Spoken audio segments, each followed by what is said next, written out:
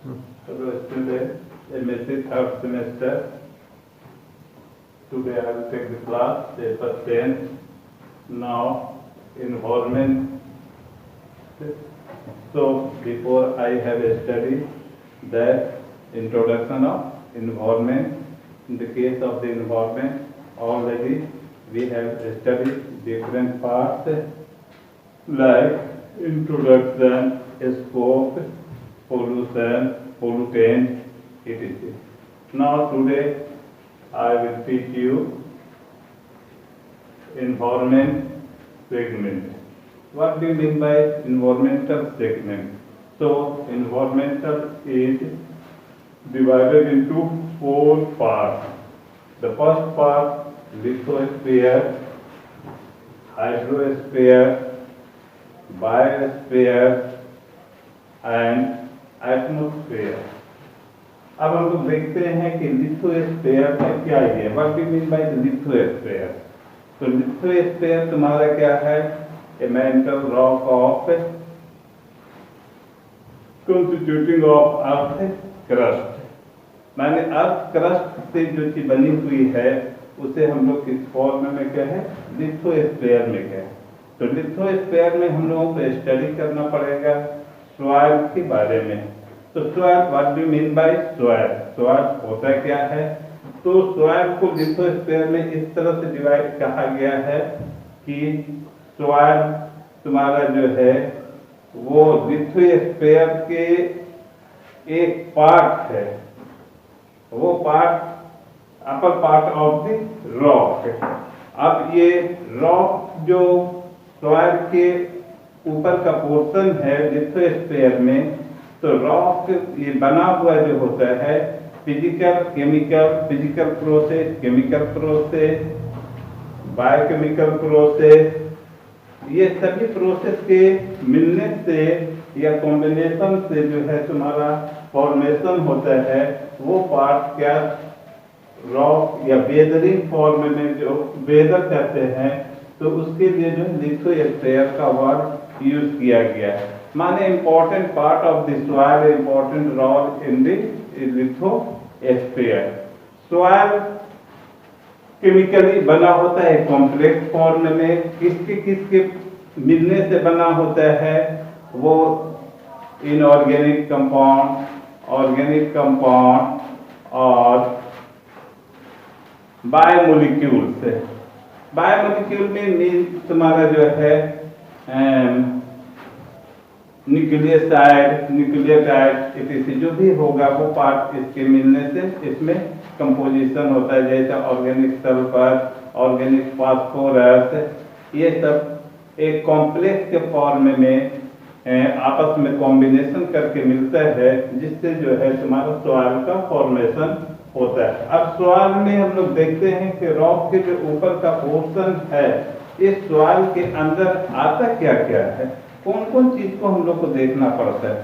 सबसे पहले तो देखते हैं कि इनऑर्गेनिक कंपोनेंट्स होते हैं, दूसरा ऑर्गेनिक कंपोनेंट्स होता है और तीसरा मिनरल्स होते हैं, और इसके अलावा जो वाटर कॉन्स्टिट्यूएंट इसके साथ मिले होते हैं कैटायन और अनायन, ये सभी जो है कंपोजिशन के मिलने से सिंपल फॉर्म में हम लोग कहते हैं कि it is the complex of following mixtures. ये कई मिक्सचरों के मतलब कि जो है इन सभी तो मिक्सचर से मिलने से जो है तुम्हारा जो फॉर्मेशन होता है लिथोस्फीयर का।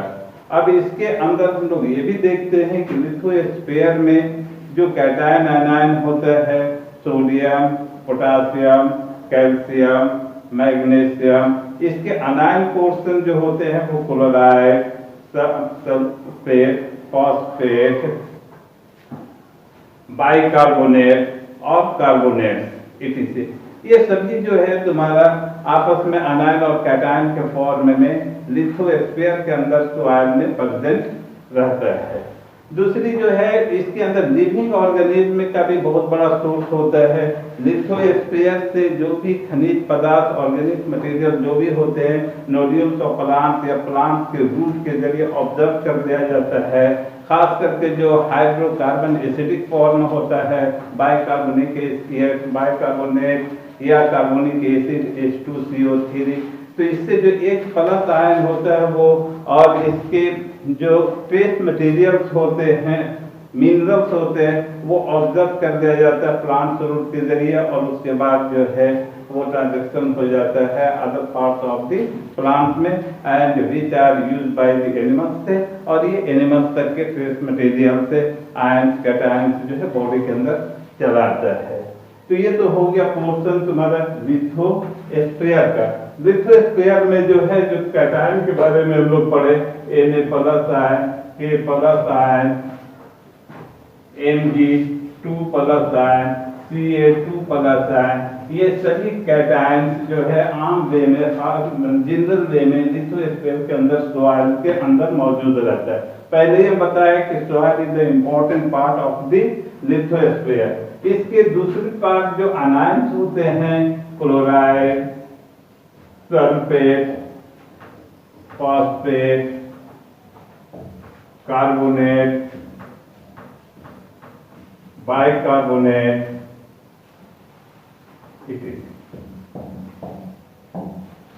एसिडिक फॉर्म में जब कार्बोनिक एसिड इसके अंदर रहता है H2CO3, ये डिसोसिएट हो जाता है H+ आयन और HCO3- आयन, ये प्लांट रूट के जरिए, plant root absorb the H+ ion.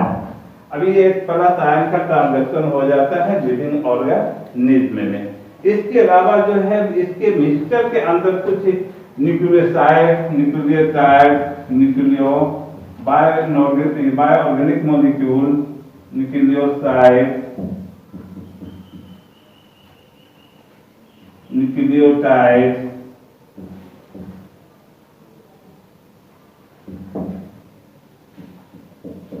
Means nucleic acid,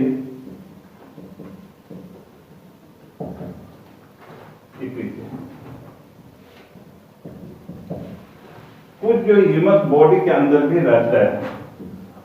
ये लिथोस्फीयर का सभी इंपॉर्टेंट रोल है टू मेक दी सॉइल, और सॉइल जो है important part of the lithosphere होता है। Now start the hydrosphere.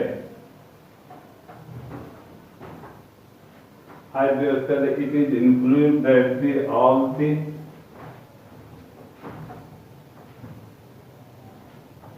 surface and ground of a surface and ground water, resource, river, seas, ocean, stream, lake, glacier, pool and ice caps, water. Water is locked in rock surfaces and minerals lying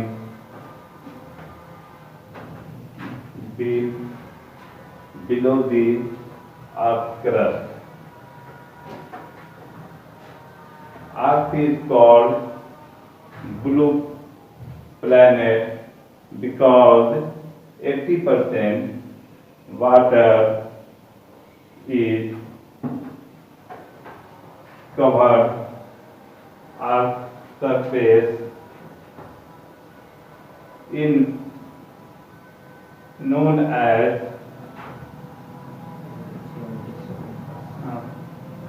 now because it is covered the 80% of the surface, because 80% water is covered on the surface, in which in 80% water, 90% water, 97% water is present in ocean. It means now here draw a figure like this. It is called environment. Environment has 4 segments. One is the part of the lithosphere. Next, hydrosphere. Lithosphere is the surface of the earth. hydrosphere also present on the surface of the earth. इस surface के ऊपर soil जो main part है lithosphere का, इसके ऊपर hydrosphere present है। माने लिथोस्फीयर के सरफेस पर जो soil is the main part of lithosphere, इसी के ऊपर क्या है? हाइड्रोस्फीयर है। इस हाइड्रोस्फीयर में तुम्हारा जो है 80% कवर्ड है, बाकी जो है 20%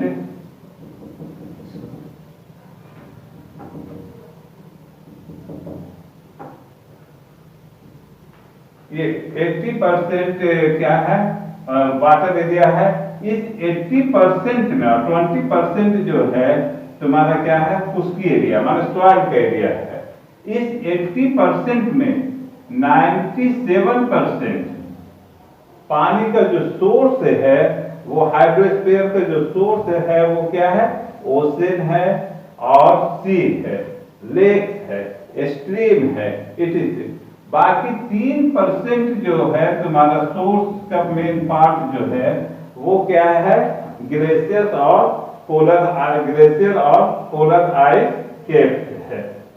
इस 3% के अंदर भी 2.9% जो हमारा जो है वाटर का यूज जो है, हमारे पास जो पानी का मेन फॉर्मेशन है वो ग्लेशियर और आइस से है।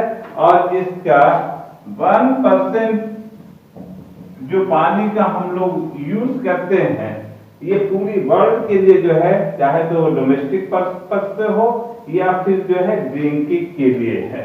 इस 1% का हम लोग जो सोर्स, एक 97% जो वाटर प्रेजेंट है किसमें? 80% cover area of the earth surface में। इस 97% के पानी को हम लोग जो है जो सी में या ओशन में जो रहता है वो सलाइन फॉर्म में है, साल्टी है, जिसका डायरेक्ट कन्वर्ट कर देते हैं या तो इंडस्ट्रियल पर्पस के लिए या फिर जो है हम लोग यूज करते हैं कुछ जो है डिस्टिलेट प्लांट बैठा करके इसका यूज करते हैं हम लोग ड्रिंकिंग या डोमेस्टिक वाटर के लिए या ड्रिंकिंग पर्पस के लिए। Characteristic properties of the hydrosphere, this means water. So the nature of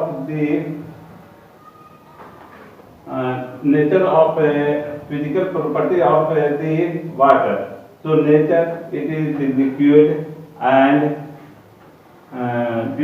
it is the liquid due to the hydrogen bond.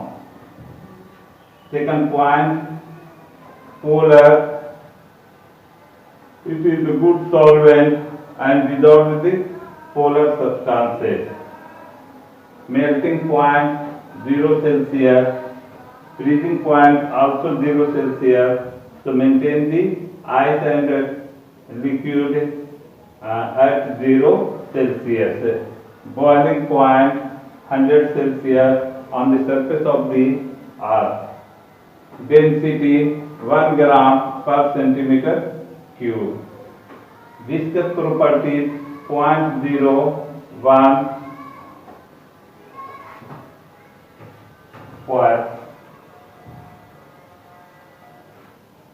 unit of the viscous.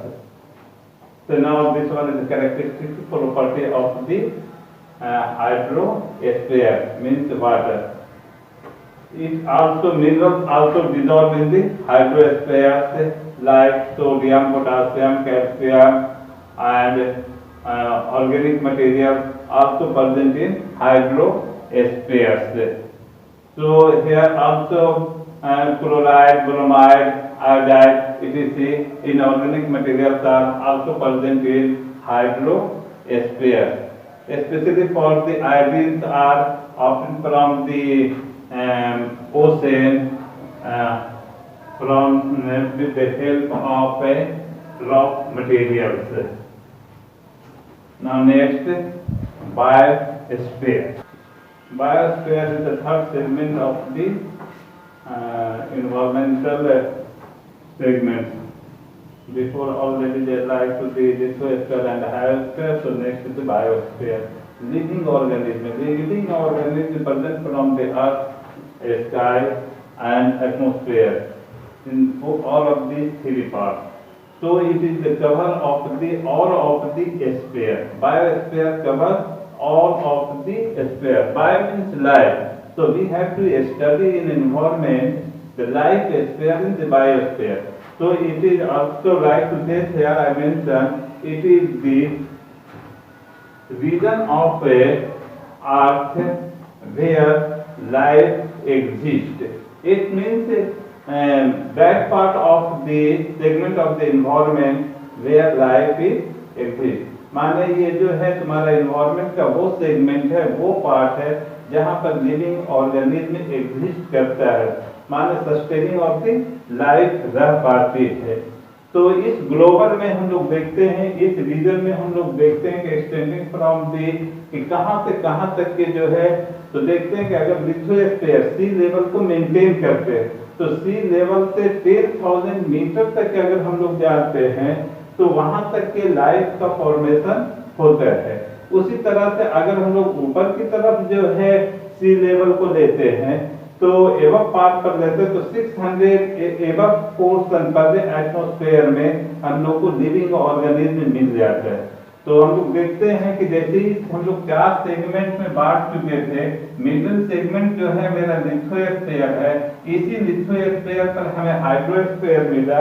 इस हाइड्रोस्फीयर में हमें जो है इसके नीचे जब हम लोग चले आते हैं मिनरल पार्ट से लिथोस्फीयर के अंदर की तरफ, माने अंडरग्राउंड ऑफ द हाइड्रोस्फीयर, तो सी लेवल से जब हम लोग 10,000 मीटर नीचे तक के जाते हैं तो sustaining of the living organism कोई ना कोई प्लांट के शक्ल में, एनिमल के शक्ल में, एक्वाटिक एनिमल के शक्ल में, किसी न किसी शक्ल में हमें लिविंग ऑर्गेनिज्म इस पोर्शन पर भी मिलता है।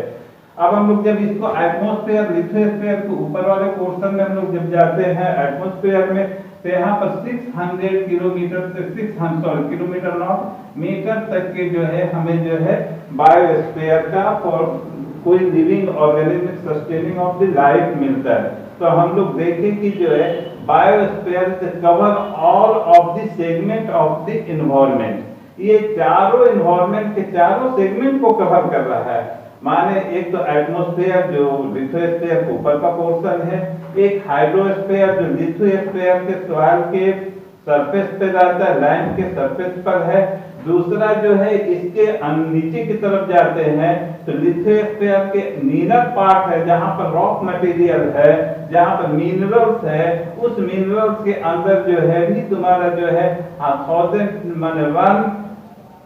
10,000 मीटर तक के जो है हमें लिविंग ऑर्गेनिज्म मिलने की जो है कहीं न कहीं पर लिविंग ऑर्गेनिज्म मिलता है। तो हम लोग देखते हैं कि biosphere the cover all of this sphere of the environment या सेगमेंट ऑफ द एनवायरनमेंट से।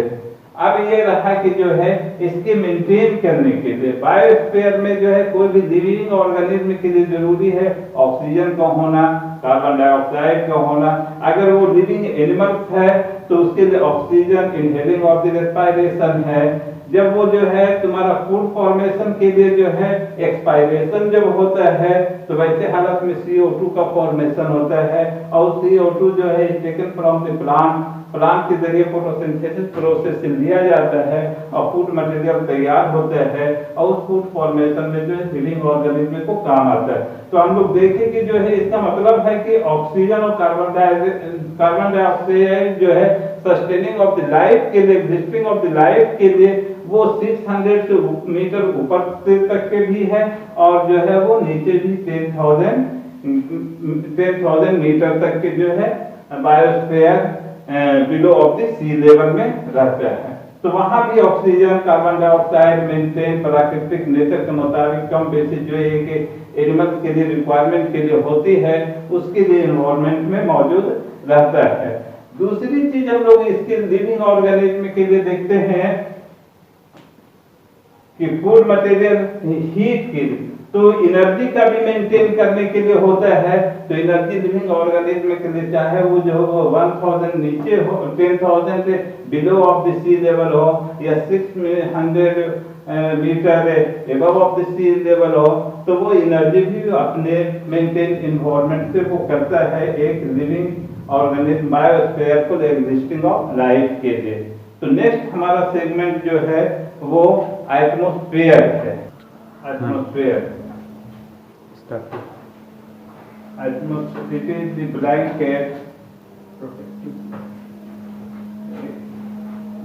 it is the protective blanket of gaseous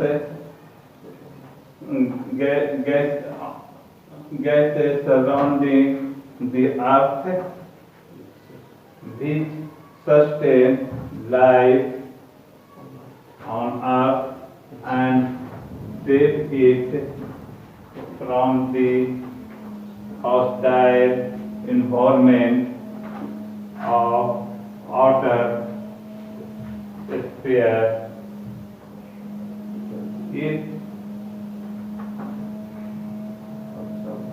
It absorbs most of the rays which is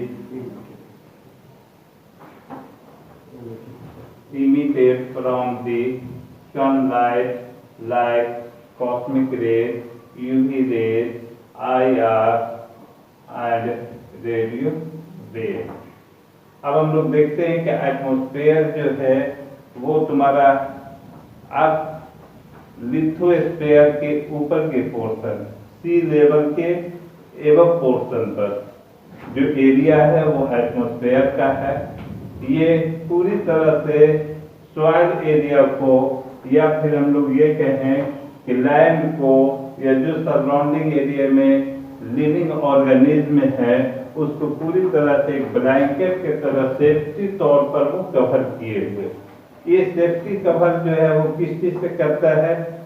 air से करता है, गैस मटेरियल से करता है।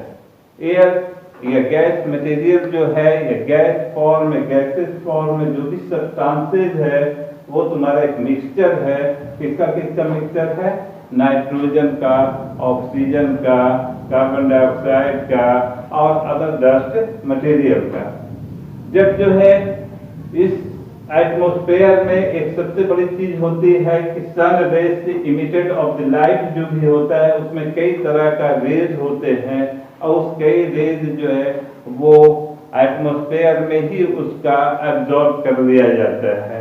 उसको जो है या तो वापस कर लेता है, या फिर वो एब्जॉर्ब कर करके जमीन पर जहाँ पर living material sustain of the life होती है वहां तक आने से उसके बहुत सी चीजें को जो है वो रोक दिया जाता है, जिस पर डायरेक्ट ह्यूमन बीइंग पर या कोई भी एनिमल पर या जो है बायोस्फीयर पर उस पर जो है असर कम से कम या न के बराबर पड़ता है। तो हम लोग देखते हैं यहाँ पर है कि किस किस का रेंज का क्या रेंज होता है।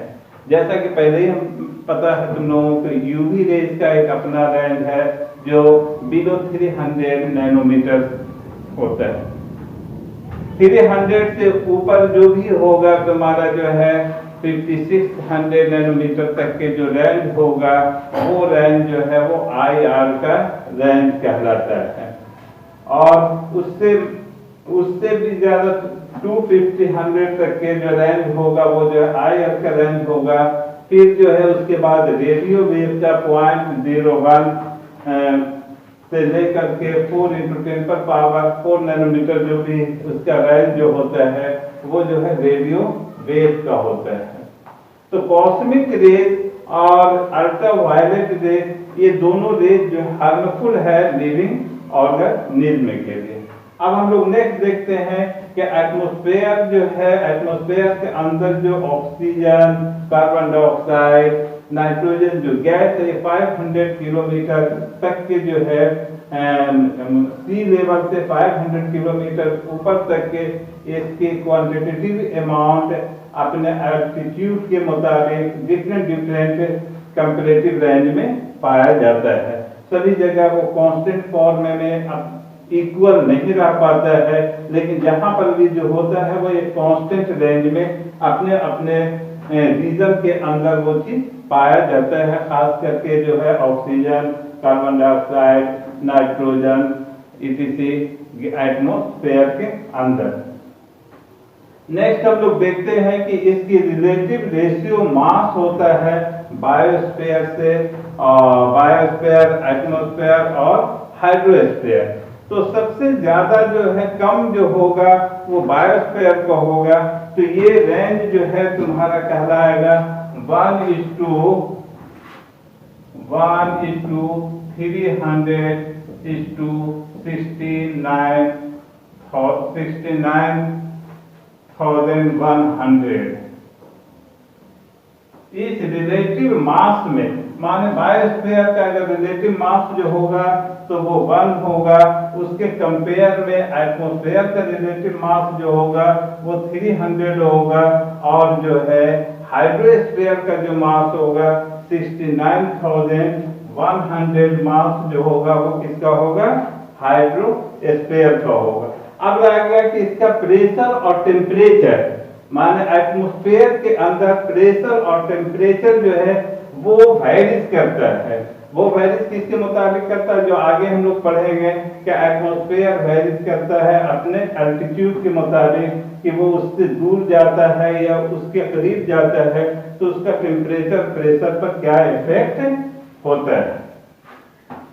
Now the part of the next will be study the atmosphere, vertical temperature and vertical